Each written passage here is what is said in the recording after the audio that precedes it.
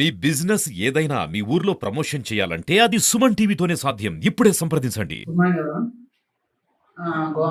ఏమైనా ఏబీజీపీ ఖాతాదారులకి మరియు బ్యాంక్ కస్టమర్లకి తెలియజేయడం ఈ మధ్య సైబర్ నేరగాలు ఎక్కువైపోయాయి.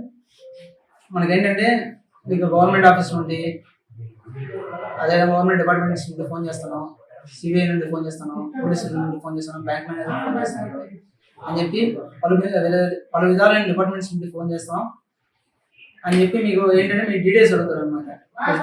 పోలీసులు ఏం చేస్తారు, బ్యాంక్ మేనేజర్ అయితే ఏం చేస్తారంటే మీరు లోన్ కట్టాలి, మీ లోన్ ఎన్పీ అయిపోతుంది, మీ డబ్బులు కట్టాలి, మీ అకౌంట్ ఫ్రీజ్ అయింది, మీరు ఓటీపీ చెప్పండి, లేకపోతే మీ అకౌంట్ లాక్ చేస్తామని చెప్పి డీటెయిల్స్ అడుగుతారు. ఆ డీటెయిల్స్ ఎప్పుడు చెప్పండి. ఎవరైనా డీటెయిల్స్ అడిగారు అనుకోండి, మీరు బ్యాంక్ వచ్చి కాంటాక్ట్ అవుతామని చెప్పండి. లేదా ఫలానా ఫోన్పే నెంబర్ చెప్తాను, దానికి యూపీఐ యాడ్ చేయండి అంటే అమౌంట్ యాడ్ పంపించండి అని చెప్పినా కూడా, బ్యాంక్ మేనేజర్ చెప్పినా కూడా, మీకు తెలిసిన కదా కస్టమర్ బ్యాంక్ స్టాఫ్ చేసినా కూడా మీరు డైరెక్ట్ నేను బ్యాంక్ వచ్చి మాట్లాడతానండి, లేదా మొబైల్ బ్యాంకింగ్ నేను బ్యాంక్లో చేసుకున్నాను చెప్పండి.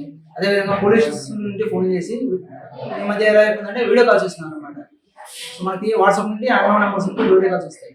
కొంచెం బ్యాక్గ్రౌండ్లో కానీ పోలీసులు కస్టమ్స్ అని చెప్పి మీరు లాక్ అయింది, కస్టమ్స్ నుండి ఏం చెప్తారంటే మీకు మీ దాని నుండి మీకు పార్సల్ వచ్చింది, ఆ పార్సల్లో డ్రగ్స్ ఉన్నాయి, అదేవిధంగా ఇల్లీగల్ వెపన్స్ ఉన్నాయి, మీరు వెంటనే అమౌంట్ పంపించండి లేకపోతే మిమ్మల్ని హౌస్ అరెస్ట్ చేస్తామని బెదిరిస్తారు అనమాట. అవి కూడా భయపడకండి.